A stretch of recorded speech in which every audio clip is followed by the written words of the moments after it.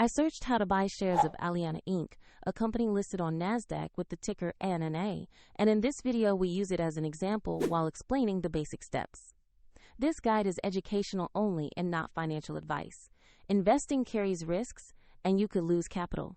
To start, you need an account with a broker, and we will use eToro as a neutral example to show the process. After registering, you will usually verify your account with an identity document and add funds before you can place a trade.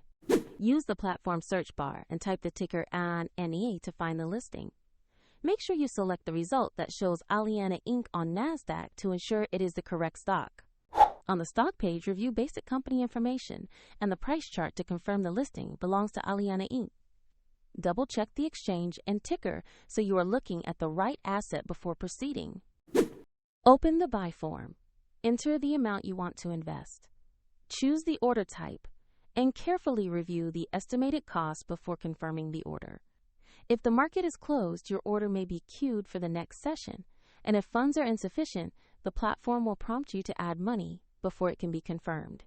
After the order executes, the position will appear in your portfolio where you can monitor it.